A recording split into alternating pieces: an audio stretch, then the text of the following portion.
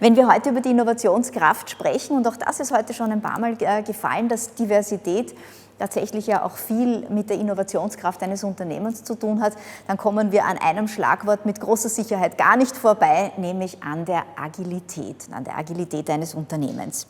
Wie diese heute fast schon unverzichtbare Kompetenz der Agilität mit der Vielfalt zusammenhängt, das analysiert jetzt im nächsten Schritt Neha Chatwani für uns. Sie ist Gründerin und Organisationspsychologin bei The Workplace Atelier, agiert in den Bereichen Human Resources und Organisationsentwicklung und das Ganze eben mit einem besonderen Fokus auf Change Management und agile Führungsentwicklung. Sie publiziert auch in verschiedenen renommierten Magazinen, hat auch schon ein Buch geschrieben, Organizational Agility heißt es. Und ja, sie wird ihren Vortrag auf Englisch halten, das darf ich auch noch ankündigen, aber jetzt sage ich mal ein herzliches Willkommen an Neha Chatwani. Da ist sie auch so schon. Herzlichen Dank für die Einführung. What an amazing pleasure to be here. I will be speaking in English in the spirit of agility, if you like, but die Fragen anschließend können Sie auch gerne auf Deutsch stellen. Please join me on this journey, the red thread between agility, diversity, and innovation. Is there a red thread? And what are we talking about when we talk about agility, especially in this very, very confusing world of COVID and disruptive change? Let me start off first by explaining what we mean by agility. So offering a definition, and I hate to disappoint the fans of Scrum and Kanban. Scrum, Kanban, Sprint, all of the other buzzwords that you know in this combination are tools for agility, but they don't yet capture the umbrella or the spirit of organizational agility. So I've created a definition that makes it easy for us in organizations to create a North Star, if you want, or an action plan based on these parameters.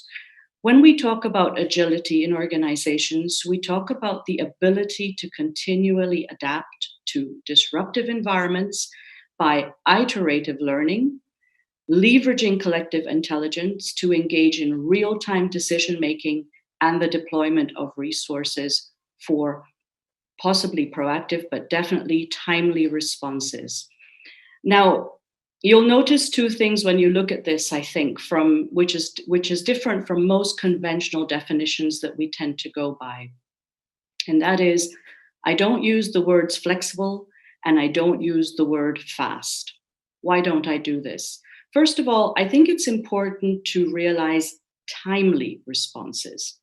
Reacting too quickly to something can often mean that you're actually reacting and not adapting, which gives me a chance to explain what I mean by flexibility and why flexibility is not really a large part of agility. If you think of a rubber band, when you stretch the rubber band, it will eventually serve its purpose, but it will go back into the shape it already was in. And agility is more transformational than that. Agility respects the fact that the environment is continually changing. Your internal organizational as well as your external environment is continually changing. And therefore, you're never going to go back to where we're actually coming from, which brings us in line with this whole debate at the moment about the new normal. Let me get a little bit more concrete and in depth. So what is the model behind all of this thinking? I've done a fair amount of research and I work a lot with organizations to see how they adapt into an agile competency and what they can still do. And what I offer is this model. Some of you will recognize the heart of the model comes actually from Rick Dove, who was one of the pioneers of agility and actually used it in an industrial context already in the 1980s. So it's a long, long time ago. Let's take a closer look at this model and understand where the levers are for agility, particularly with respect to diversity and to innovation, which is what we're looking at here. So let's look at this word sensibility. So sensibility is an interesting word because it is about a call to organizations to start making sense. In this data age, that shouldn't be such a big call, but it still remains to be a big call. We have a lot of data available to us, and perhaps the challenge is to understand which data is relevant and which is not. In fact, I would have to provocatively say that none of us should have really been surprised by COVID. We had a lot of warning in Europe, watching other geographies, what was actually happening, and a lot of large corporations who work worldwide actually knew what was going to come down the vein. But as human beings go, we are a bit of ostriches, so we prefer to stick our head in the sand. Fact is, there's very little we don't know that is coming down the drain. The same went for the data protection laws in Europe. The European Union was working on them for some 15, 20 years. It was clear this was coming down to organizations. And I dare say one of the issues that is definitely coming down organizations is diversity and gender equality. There is already a lot of voluntary reporting on these data. And I dare say one day, very soon, there will be no public bidding without these parameters. So you see, we have a lot of information outside our organizations and also within our organizations, but we tend not to use this in order to proactively design our own agility, and we actually should. At the very heart of agility is knowledge management and our ability to deal with what we know. The challenge in knowledge management is we don't actually know what we know. We have a lot of information and wisdom and experience, talent and skills locked in each individual in every organization, which we simply don't leverage. We don't access it. Mainly because knowledge is a strange thing and sometimes needs to be triggered, but also because we actually book it aside. I bet that every team leader who is listening today does not know the wealth of wisdom in his or her own team. Organizations tend to recruit against profiles. They don't really recruit a person in their entire ability or even in their learning ability. And I find this is a bit of a pity because there is a lot of resource that goes wasted. And as we accelerate more into the knowledge business world or knowledge revolution, if you like, your human resource needs to be observed as resourceful humans and not just people who are going to do one specific job for you. That's a whole new chapter that I don't want to open in this presentation just now. I just want to go on with this model to explain what kind of an answer this would all bring. And a big part of your knowledge, of course, is your diversity. The more you have a variety of resourceful humans in your arena, the more you can leverage, not only sensibly, but also in terms of wisdom for what I think needs to be a responsible action. And agility is about that proactive responsiveness. The wordplay is intentional, responsibility. Every organization has a responsibility to thrive even in disruptive times. And this responsibility, of course, is an adjustment of what we already know and the knowledge we create on top of that. And that is innovation.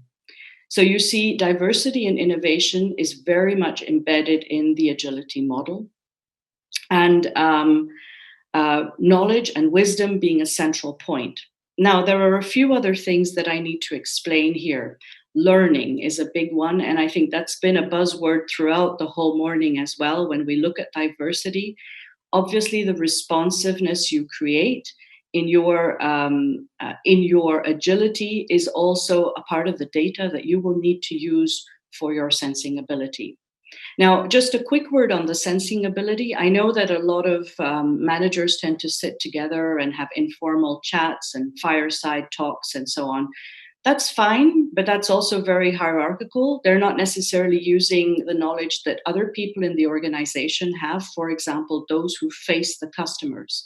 So if in your organization, you're not using the entirety of the data that is available for you and your industry, then you can sharpen that a little bit when you're looking at being an agile organization. I also want to spend a little bit of time talking about identity because this is the factor that I discovered holds the whole agility concept together in organizations. There is a lot of talk about purpose. The North Star, McKinsey calls it the guiding light, if you like, the reason why you're working together, your raison d'être for the organization. I think Simon Sinek calls it the why. Identity in this context is not about that. Identity in this context is about the how. It is how you go about achieving all of those things. So it goes a step lower. And I think what we know is that organizations who can be agile are organizations where every single person in the organization knows how he or she contributes towards the purpose of the organization, but also that there is a certain way, a value driven way of making that contribution. I'm just going to push on here a little bit and summarize all of these ideas briefly. So again, agility, just to emphasize what I said in the introduction, agility is the organization's ability to deal with disruptive change. There are several factors when it comes to agility: the ability to sense information and to also interpret relevant information for your own organization and the industry. 2, leverage knowledge, but also create knowledge, particularly through diversity of resourceful human beings in your organization, allowing these to feel included, allowing these to bring ideas to the table in order to formulate a responsive response, possibly anticipated, so looking ahead because you already have the information of things that are coming down the drain. And this response being, of course, on the basis of innovation, which is about knowledge, learning processes that create value by applying new solutions to problems that are meaningful for us. A very important factor, which I will not dwell on today because of the time restrictions, and it opens a whole new box, is how do you go about doing this in an organization? Perhaps one of the questions that will come down the chat box. So I can only say that if your leadership is not inclusive and doesn't understand the value of the wisdom that everybody brings to the table, then you will have difficulties being agile.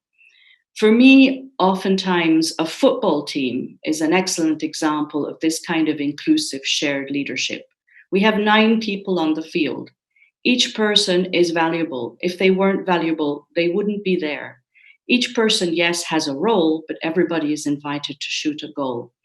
And at the same time, you realize in a football team that only if you're 11 together, so if only you're in the team, you can actually achieve winning the game in most cases. So I would like to close my presentation by inviting you to examine the parameters of agility in your organization, to place emphasis on diversity and as a leverage for for agility and for innovation in responsiveness, and to thrive, not only survive, but to thrive in disruptive times and shoot your own goals. Thank you very much for your attention. Neha, thank you so much. Thank you for your contribution. Danke für Ihren Beitrag, Neha Chatwani. Ja. Uns hat hier beschäftigt, wie so Ihre Beobachtung ist, ob es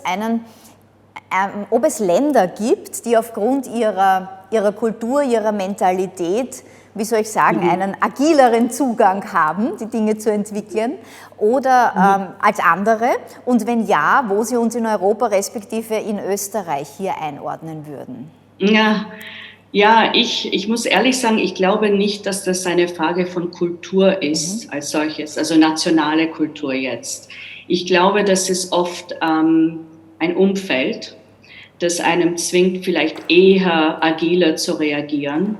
Aber andererseits möchte ich auch nicht Agilität verwechseln mit Flexibilität. Ne? Es gibt auch Länder, die vielleicht nicht so reguliert sind wie viele europäische Länder. Da sind viele Businesses gezwungen, eben flexibler zu sein. Das bedeutet aber nicht unbedingt, dass sie agil sind. Weil Agilität ist immer eine evolutionäre Transformation. Es ist nicht ein Workaround oder einfach eine Reaktion auf manche Dinge. Und wenn man das genauer anschaut, ich meine, ich kann jetzt auch eine Buchempfehlung vielleicht aussprechen, und zwar der Ricardo Semler von Semco in Brasilien hat ja mit einigen agilen Ansätzen, auch wenn er es nicht so benannt hat, ein riesiges industrielle Gruppe geführt in Brasilien, wo die Währung schwankt, wo es dann ein Militärjunta gab und verschiedene andere Ansätze. Teilweise war das Flexibilität und teilweise war das Agilität. Also ich würde das jetzt nicht heften an kulturellen Unterschiede. Das würde ich eher nicht machen und das habe ich auch nie beobachtet. Es gibt die Möglichkeit, überall agile Ansätze einzuführen. Nur, ich glaube, muss man wissen, dass das ein Mindset ist und man kann nicht einfach sagen, jetzt sind wir agil, jetzt hacken wir es ab, so irgendwie. Das gibt's nicht. Ein Mindset, das es ja auch gilt, in der Kultur eines Unternehmens zu etablieren, wenn ich Sie richtig verstanden habe. Und Sie haben auch gesagt, das setzt nicht unbedingt an der Frage des Purposes an, also nicht unbedingt beim Why, beim berühmten Simon Sinek Why, sondern eher beim How. Wie relevant ist aber trotzdem das gesunde Why, um das How anzutreiben? Was würden Sie sagen, welche Bedeutung geben Sie dem? Ja, doch eine große natürlich. Wenn man nicht weiß, warum man da ist und wozu man das macht, was man selber macht, also wie das ein Beitrag für das ganze Erfolg im Unternehmen leistet, dann tut sich jeder Einzelne, glaube ich, schwer. Also jeder möchte doch irgendwie sinnvoll arbeiten. Und ich denke auch immer an diese Geschichte von JFK, der NASA besucht hat in den 60er Jahren und ein Mann im Korridor gefragt hat, was machen Sie hier? Und der ist dann gerade aufgestanden und hat gesagt, Sir, I helped put a man on the moon.